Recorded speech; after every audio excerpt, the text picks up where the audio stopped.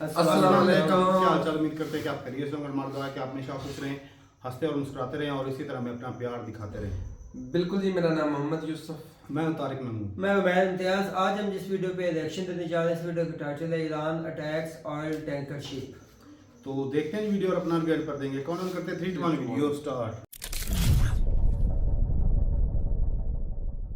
नमस्कार, welcome to career 247। मैं हूं प्रशांत धवन। नाउ इंडियंस बहुत ज्यादा इंटरेस्ट के साथ फॉलो कर रहे हैं इजराइल ईरान के युद्ध को, और जिस तरीके से ईरान के सुप्रीम लीडर मारे गए उसके बाद ईरान बस कहीं भी किसी भी शहर में कहीं भी किसी भी शिप को मिसाइल से अटैक कर रहा है। ये बहुत ज्यादा कंसर्निंग है। बात अब इस वक्त इजराइल, यूएस, मिडिल ईस्ट तक नहीं रही, भारत के सिक्योरिटी इंटरेस्ट भी अब खतरे में आ चुके हैं। पीएम मोदी ने एक बहुत ही important cabinet committee on security की मीटिंग बुलाई है आज रात को, क्योंकि जो न्यूज आ रही है ये डायरेक्टली अब भारत को भी इंपैक्ट करेगी। ईरान ने देखिए स्ट्रेट ऑफ हरमुज पर शिप्स को अटैक करना स्टार्ट कर दिया है। कुछ ही घंटों पहले एक बहुत ज्यादा चिंताजनक न्यूज आई जो दुनिया भर की स्टॉक मार्केट्स को प्रेशर में डाल सकती है। यहां पे आप देख पाओगे headlines, Iran strikes oil tanker in the strait of हरमुज।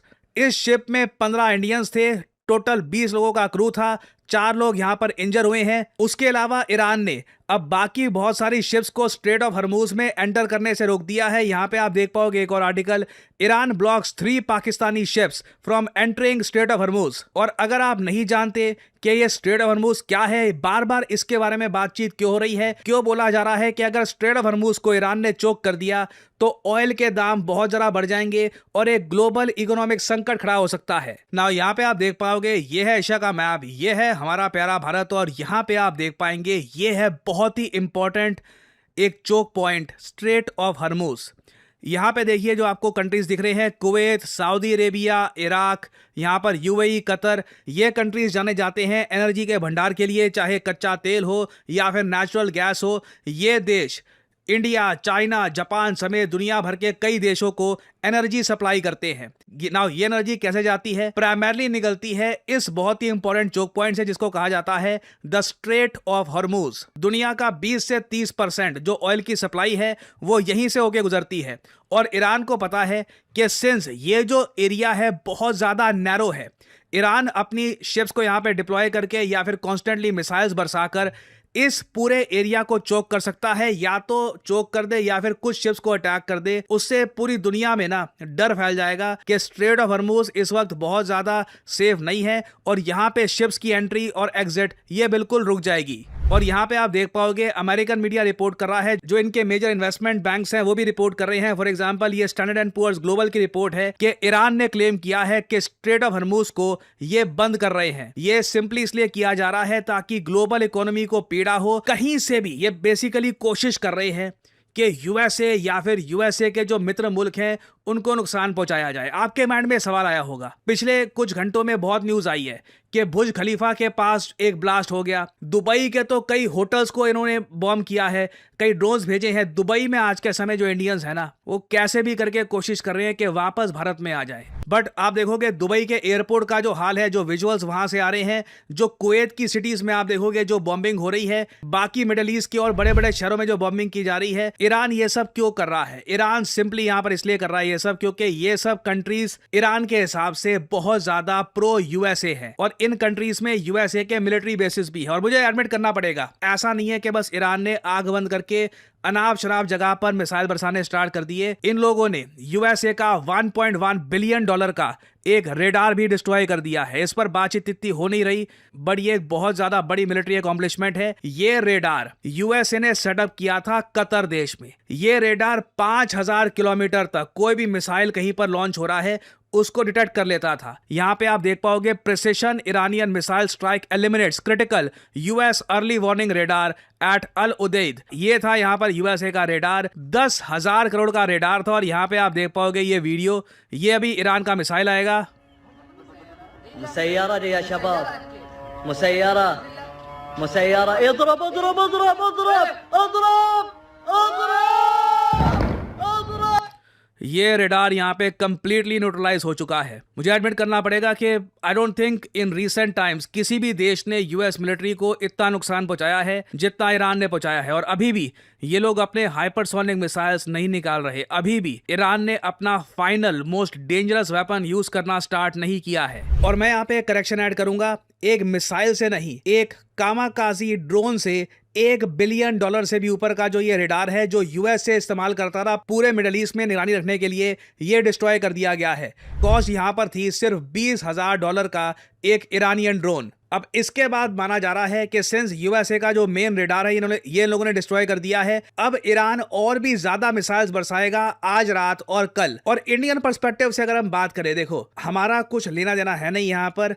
हमारे कुछ सिटीजन्स हैं मिडल ईस्ट में, उन्हें मोस्ट प्रॉब्ली हम सेफली चाहेंगे कि हम भारत लेके आएं। बट जियोपॉलिटिकली अगर हम बात करें, जो इजराइल, ईरान और बाकी कंट्रीज के बीच में हो रहा है, इससे डायरेक्टली इंडिया को कुछ रिलेशन है नहीं। बट जब स्ट्रेट ऑफ हरमूज को ईरान चोक कर देगा तो डायरेक्टली यहां पर भारत के इंटरेस्ट हर्ट होते हैं और इंडिया इसलिए अब एक्टिव हो जाएगा। और इसलिए आप देखोगे द इकोनॉमिस्ट ने भी ये बहुत ज्यादा इंटरेस्टिंग आर्टिकल पब्लिश किया है कि war in Iraq could cause the biggest oil shock in years, prices will surge in the short run and may stay high for a while. बात ये की जा रही है कि तेल के दाम $110 पर बैरल के ऊपर जा सकते हैं अगर स्ट्रेट ऑफ हरमूज इसी तरीके से बंद रहा। इससे ऑब्वियसली दुनिया भर की स्टॉक मार्केट्स में भी नेगेटिव इंपैक्ट आएगा, इन्वेस्टर सेंटिमेंट खराब होगा। ये सारी चीजें हमको नहीं चाहिए। इंडिया जो भी एलपीजी परचेज करता है और ऑयल की बहुत सारी जो हमारी सप्लाई आती है ये स्ट्रेट ऑफ हरमूज से ही आती है। हालांकि मुझको ये बोलना पड़ेगा, अभी के लिए इमीडिएटली भारत कोई डिसरप्शन फेस नहीं कर रहा। और ज़रा क्लैरिटी मिलेगी अगले दिन तक कि क्या इंडिया की जो ऑयल शिपमेंट्स हैं उनको भी अटैक किया जा रहा है या नहीं किया जा रहा। बट ऑलरेडी भारत में डिस्कशन किया जा रहा है कि अगर स्ट्रेट ऑफ हरमूज को ईरान चोक कर देता है तो भारत क्लियरली यूएसए को कह देगा कि देखिए ये वॉर आपने शुरू करी है ईरान के साथ, अब स्ट्रेट ऑफ हरमूज चोक हो चुका है, हम वापस रशिया के पास जा रहे हैं ऑयल परचेज करने के लिए। Russia pivot possible if conflict drags on. अभी भारत की जो रिफाइनरीज हैं इनके पास 10 से 15 दिन का कच्चा तेल है और लगता है कि मैक्सिमम 10 से 15 दिन में काफ़ी हद तक शांति वापस स्थापित हो जानी चाहिए, अनलेस कोई यहाँ पर न्यूक्लियर ऑप्शन एक्सरसाइज नहीं करता। बट भारत को जो भी डिसीजन लेना है ये टाइमली लेना होगा, क्योंकि प्रॉब्लम देखो ये है, जब भारत मिडल ईस्ट से ऑयल परचेज करता है तो शिप को 5 दिन लगते हैं भारत पहुंचने में, जबकि जब हम ऑयल ऑर्डर करते हैं रशिया से तो चाहे ऑयल सस्ता क्यों ना हो, ऑयल को भारत पहुंचते पहुंचते लगभग 20 से 30 दिन, मतलब महीना आप मान के चल लीजिए, इतना टाइम लग जाता है। तो हमें इवैल्यूएट करना होगा टाइमली बेसिस पर कि ईरान की सिचुएशन क्या है, यूएस और क्या करेगा, इजराइल के भी और क्या प्लान्स हैं, क्या ये लोग कई हफ्तों का एक प्लान बनाकर बैठे हैं। उस केस में ऑब्वियसली हमें देखना होगा कि हम रशिया का ऑप्शन जल्दी कैसे एक्सप्लोर करें। और फिर क्वेश्चन ये भी आता है, अगर हम रशिया से ऑयल परचेज करना फिर से स्टार्ट कर देते हैं तो उस केस में क्या डोनाल्ड ट्रंप 25% टैरिफ भारत पे फिर से लगा देंगे, जो बहुत ज्यादा अनफेयर होगा। और इसलिए ये मीटिंग बहुत ही ज्यादा इंपॉर्टेंट होने वाली है। भारत की जो नीति है, जो हमारी अप्रोच होगी, ये यहाँ पर डिसाइड की जाएगी। भारत के सामने देखिए बहुत सारी रिस्पॉन्सिबिलिटीज हैं। कई इंडियन स्टूडेंट्स हैं आज के समय ईरान में, वो भारत को चिट्ठी लिख रहे हैं, वो भारत सरकार से गुहार लगा रहे हैं मदद की। वो कह रहे हैं कि हमको बाहर निकालो ईरान से, हमें डर लग रहा है, लगातार मिसाइल्स बरस रहे हैं यहाँ पर। फिर कई एमपीज हैं जो कह रहे हैं कि भारत को कोशिश करनी चाहिए कि ये वॉर रुक जाए। अब वैसे बात तो ठीक है, ये वॉर जो कॉन्फ्लिक्ट है, जो वायलेंस यहाँ पे हो रहा है, जितना जल्दी रुकेगा उतना भारत के लिए अच्छा है। बट सब कुछ हमारे कंट्रोल में यहाँ पे इस वक्त नहीं है।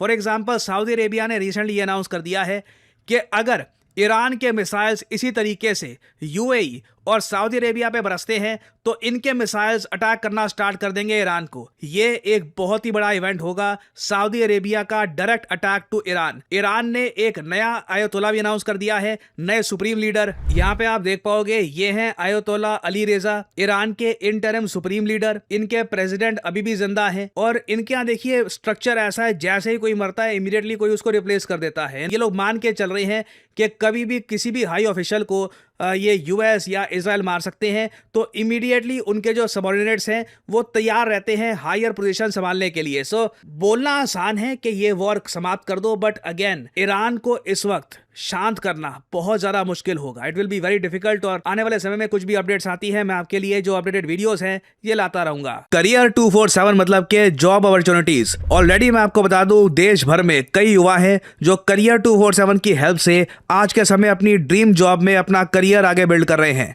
कुछ टेस्टिमोनियल्स आपके सामने हैं। पीडी सर को फॉलो कर रहा था, प्रशांत धवन सर को, और पीडी सर से मुझे कैरियर 24/7 के बारे में पता चला। मैं बहुत थैंकफुल हूँ पीडी सर का। मैं थैंक यू कहना चाहता हूँ कैरियर 24/7 को, जिसकी वजह से मुझे ये अपॉर्चुनिटी मिली और मैं फिलहाल इनरिच मनी पे as a compliance analyst placed हूँ। मुझे 3 रोल ऑफर हुए थे, 2 रोल इसी कंपनी से, एक दूसरी कंपनी से। I was a little bit confuse कि मैं कौन सा रोल चूज करूँ। थैंकफुल टू कैरियर 24/7 मेंटर्स कि उन्होंने मुझे गाइड किया कि अब मेरे कैरियर के लिए कौन सा पाथ बेटर रहेगा। मैं अपने घर का सबसे एल्डेस्ट सन हूँ। मुझे गाइडेंस करने वाला कोई नहीं था, पता नहीं था कि ज़िंदगी में क्या करना है। तो मैंने खुद ही से डिसाइड किया कि मेरा स्किल गैप है, जॉब है लेकिन सेटिस्फेक्शन नहीं है, लाइफ में क्या करना है पता नहीं है, सैलरी भी सेटिस्फाइड नहीं है। तो उन्होंने मुझे सजेस्ट किया डेटा एनालिसिस प्रोग्राम, मैंने ज्वाइन किया। यहाँ आके मुझे पता चला कि रियल लाइफ प्रोजेक्ट्स क्या होते हैं। यहाँ पे मुझे वो सब मिला जो इंजीनियरिंग में मिसिंग था, structured learning, real life projects, hands-on experience. I am thankful to my teachers, my industry experts जो आए थे, जिन्होंने मुझे रेफ़र किया, और कैरियर 247 ने जिन्होंने मुझे गाइडेंस दिया कि कैसे क्या करना है। उन्होंने मुझे हर स्टेप में गाइड किया, हर एक इंटरव्यू के पहले मुझे प्रिपेयर किया। लोग हमेशा पूछते हैं कि तुमने ये कैसे अचीव किया। मैं बस उनको इतना ही बोलना चाहूँगा कि छोटी जगह से आना प्रॉब्लम नहीं है, प्रॉब्लम है गाइडेंस ना होना। ये सक्सेस स्टोरीज देखकर बहुत अच्छा लगता है क्योंकि मुझे पता है कि पहली जॉब जब लगती है तो उसकी क्या खुशी होती है। When you finally get the salary credited, घर में क्या वातावरण होता है, ओवरऑल आपका जो मनोबल होता है वो कितना बढ़ जाता है। सो आप सब लोगों के लिए मैं कहूँगा एक इंपॉर्टेंट जानकारी ये है कि करियर 247 का state of the art data analytics course जो हमारा सबसे ज़्यादा इन डिमांड कोर्स है, that is powered by the global tech giant IBM। इस कोर्स में आपको 3 सर्टिफिकेट्स मिलते हैं बाय करियर 247, NASSCOM और ऑब्वियसली अ ब्यूटीफुल सर्टिफिकेट जहां पे IBM का लोगो लगा होगा। बट अबव ऑल दैट 6 महीने में जो आपको नॉलेज मिलती है, जो आपको स्किल्स मिलती है, वो सारी उम्र आपके साथ रहेगी। That will help you everywhere. अगर आप सीरियस है अपने करियर के बारे में, अपनी पहली जॉब के बारे में, तो आपको सिंपली क्या करना है, तो वीडियो के डिस्क्रिप्शन या फिर कमेंट सेक्शन में जाइए, पिन कमेंट में आपको लिंक मिल जाएगा। ये इस लिंक पर करिए क्लिक, यहाँ पे आपके सामने ये पेज खुल जाएगा। यहाँ पे अपनी जो डिटेल्स है डालिए, नाम, ईमेल आईडी, नंबर और ऑफ कोर्स कोड डालिएगा PD10 ताकि आपको डिस्काउंटेड रेट पर ये कोड ऑफर किया जाए। करियर 247 की तरफ से काउंसलर आपको कॉल करेंगे, आप बात कर सकते हैं। यू कैन डिस्कस आपके करियर के क्या प्रोस्पेक्ट्स हैं, आप क्या देख रहे हैं, आप इस कोर्स से क्या चाहते हैं, और आप अपनी जर्नी स्टार्ट कर सकते हैं in the field of data analytics with Career 247। Remember to use the code PD10 to get the discounted price in the course. और इसी नोट के साथ यह है वीडियो का अंत। Thank you for listening and I always say may the gods watch over you.